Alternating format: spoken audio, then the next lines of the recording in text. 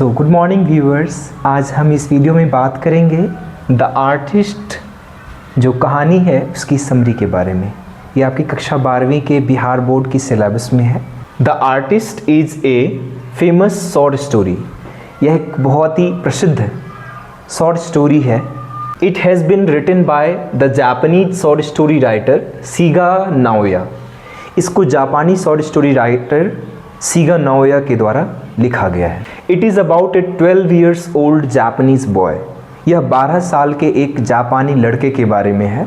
आप सभी जानते हैं जिसका नाम क्या है, सैबी, राइट? सैबी के बारे में है। He is fond of collecting gourds. और अगर आपने ये कहानी पढ़ी होगी तो आपको तो पता ही होगा कि गॉड्स से उसे कितना लगाव था। How attracted he was to gourds, है ना? काफ़ी पसंद था उसे, ये शौक था एक्चुअल में उसको कि वो गॉड्स को कलेक्ट करे। Most of the time SEBI thinks about God's. और अधिकांश समय में वो क्या करता है, गॉड्स के बारे में सोचता रहता है। Gourd means bottle gourd, lauki, तो वो सोचता रहता है। याद है ना, शुरू में कहानी के कैसा एक फनी वाकया दिया गया है इसमें, किस तरह से वो बीच पर कोई बिना सर वाला बूढ़ा व्यक्ति टहल रहा था, तो वो सोच रहा था मनी मन गॉड्स के बारे में। तो उसे लगा, अरे ये कैसा गॉड है, ये तो शानदार है, व्हाट अ स्प्लेंडिड गॉड। और जब वो चल रहा था बूढ़ा व्यक्ति, तो उसको लगा ये तो गॉड चल रहा है, हिल रहा है, ये कैसे हो सकता है? तो फिर उसे रियलाइज़ हुआ था कि अरे ये तो उसका बाल्ड है, उसका तो टकला है है ना? चलिए, he reads in a primary school. वो एक प्राइमरी स्कूल में पढ़ता है। व्हेनेवर ही गेट्स टाइम, और जब भी उसे वक्त मिलता है, ही वांडर्स ऑन द स्ट्रीट्स, वह सड़कों पर भटकता है। क्यों? तो लुकिंग फॉर गॉड्स, गॉड्स को ढूंढते हुए, गॉड्स को ढूंढता है। और शहर में इधर से उधर वो गॉड्स के लिए सड़कों पर भटकता रहता है। One day he finds a 5 inches God. उसे एक दिन क्या होता है, 5 इंच का गॉड मिलता है। याद होगा ना कि किस तरह से उसने एक बूढ़ी औरत के फ्रूट स्टॉल पे पीछे टंगा हुआ अ क्लस्टर ऑफ गॉड्स देखा था, और उसे एकदम मन हुआ कि जाके मैं देखूं इसे करीब से। जब पूछा था उसने बूढ़ी औरत से, can I have a look, क्या मैं एक बार देख सकता हूँ? और फिर उसने जांचना परखना शुरू किया, और एक 5 इंच वाला गार्ड था जो उसको काफ़ी जचा था, काफ़ी अच्छा लगा था, है ना? At the fruit stall of an old women, एक बूढ़ी औरत के फ्रूट स्टॉल पर, फल की दुकान पर। आफ्टर इट्स ट्रीटमेंट, अब जो उसका कार्य होता था, क्रियाकलाप किस तरह से, याद है ना? वो ऊपर वाला हिस्सा काट कर उसके सारे सीड्स को निकालता था। He used to extract the seeds को निकाल के फिर उसमें किस तरह से टी लीव्स वगैरह अप्लाई करता था। उसके बाद कुछ उसमें सेक भी डालता था, और उसके बाद उसको बंद करके, अपना जो कॉक बनाता था उसको बंद करके, उसको एक टॉवल में रैप करके फिर उसको एक टिन में रखता था। उसको रात भर फूट वार्मर पर छोड़ देता था।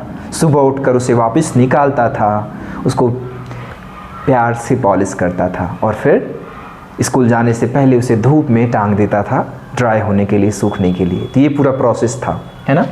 तो हमने वही लिखा है कि आफ्टर इट्स ट्रीटमेंट के बाद he carries it with him, वो अपने साथ ही उसे रखता है, ऑल द टाइम, हमेशा। He polishes it even during the class, यहाँ तक कि वो क्लास में भी इसे पॉलिश करता है। और यही उसकी कमी हो गई इस बार, क्योंकि वो अपने आप को उस गॉड से अलग ही नहीं कर पा रहा था।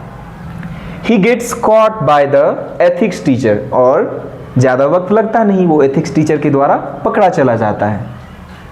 He gets scolded and beaten, उसे पीटा जाता है पिताजी के द्वारा, है ना? और टीचर्स भी उसे खूब डांटते हैं। So he gives up his hobby, इसीलिए वो अपनी हॉबी को छोड़ देता है, इस हॉबी को गिव अप कर देता है। एंड स्टार्ट्स पेंटिंग पिक्चर्स, और वो पिक्चर्स पेंट करना शुरू कर देता है। अब यह कहानी का मोरल क्या है, आप तो अच्छे से जान रहे हैं किस तरह से माँ बाप अपने बच्चों के अंदर अच्छी क्वालिटीज़ को भी सपोर्ट नहीं करते हैं, समझ नहीं पाते हैं। They are not able to recognise their talent, और यही कमी हो जाती है। बच्चे को डांटने लग जाते हैं, पढ़ो पढ़ो पढ़ो पढ़ो। मुझे भी याद है बचपन में मुझे खेलने को नहीं मिलता था, मुझे क्रिकेट का बहुत शौक था। चोरी चुपके में दीवार फांद कर जाता था क्रिकेट खेलने के लिए, घंटे आधे घंटे के लिए, और जब वापस आता तो मार ही पड़ती थी। तो कहीं ना कहीं एक माइंडसेट जो होती है माँ बाप की, टीचर्स की भी, कि बच्चा हमेशा पढ़ता रहे। सबके लिए ऐसा पॉसिबल नहीं होता, सभी किताबी कीड़े नहीं होते, है ना? तो ज़रूरत है हमें बच्चों के टैलेंट को समझने की। अगर उसके अंदर कुछ खूबियाँ हैं तो उसे समझा जाए, उसे सराहा जाए। ही मस्ट बी अप्रिशिएटेड ना। तो लास्ट में हमने वही लिखा है, द स्टोरी टेल्स अस, यह कहानी हमें बताती है that how the parents and teachers, कि किस तरह से टीचर्स और पेरेंट्स जो हैं do not recognise the talent of children, बच्चों की प्रतिभा को पहचान नहीं पाते हैं, रिकॉग्नाइज नहीं कर पाते हैं। It is the bitter truth, यह एक कड़वी सच्चाई है, ऑफ द सोसाइटी, समाज की। The story has been narrated, और इस कहानी का जो नैरेशन किया गया है, इसको जो सुनाया गया है लेखक के द्वारा, इन अ ब्यूटिफुल मैनर, बहुत ही सुंदर तरीके से। तो ये है हमारी शॉर्ट स्टोरी द आर्टिस्ट। आपको कैसी लगी ये एक्सप्लेनेशन? ये इंटरेस्टिंग थी, इजी थी, या कैसी थी? Please do comment in the comment section. I hope you loved it. Thank you for watching.